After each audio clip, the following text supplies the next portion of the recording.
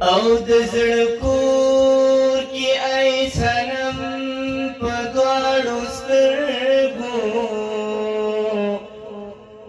نو د جلال او د کمال ډکه یاره ړوند شم کوي نه منم په دواړو سترګو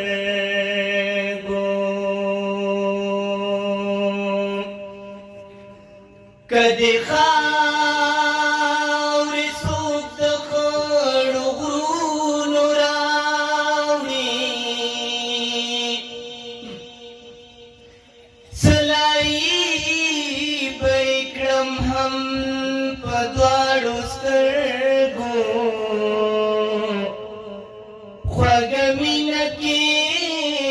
د خوږه پیغمبره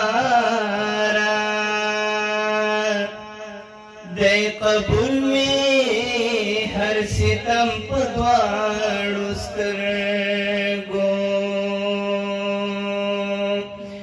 مصطفی مصطفی د خوږ منظره دوا کاش یو ځل وای درغلی جانانه زما هو مصطفی مصطفی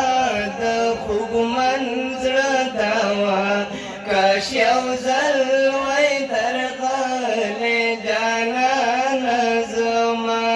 کاش یو ځل وای درغلی جانانه زما چې مې ژوندون په مدینه شي مصطفی مصطفی د خوږ منظره دوا کاش یو ځل وای درغلی جانانه زما ځان به په خلقو کې بهتر حسابوم مصطفی مصطفی د خوږ منظره دوا کاش یو ځل وای درغلی جانانه زما هو مصطفی مصطفی د خوږ منظره دوا کاش یو ځل وای درغلی جانانه زما کاش یو ځل وای درغلی جانانه زما حافظ اورورا سپینه پګړۍ د فضیلت دې مبارک شه دا لوړه رتبه دا د سپین علم لوی دولت دې مبارک شه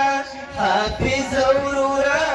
سپینه پګړۍ د فضیلت دې مبارک شه دا لوړه رتبه دا د سپین علم لوی دولت دې مبارک شه له هر څه اول سپین پسرلی په ځان کې راوله جانانه د ول د پټکي د نبوت وږمې خوارې کړه له هر خواله د ځمکې ستوریا په انتظار درته ملکې د اسمانه د ځمکې ستوریا په انتظار درته ملکې د اسمانه و ملنګه یاره په ملنګۍ کې لوی عظمت دې مبارک شه حافظ اورورا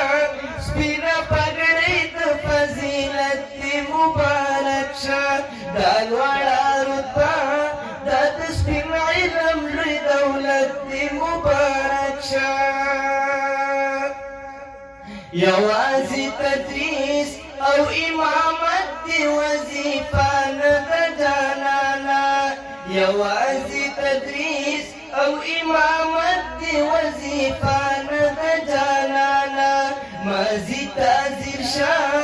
دغرې ونه خوري مزل نه دی اسانه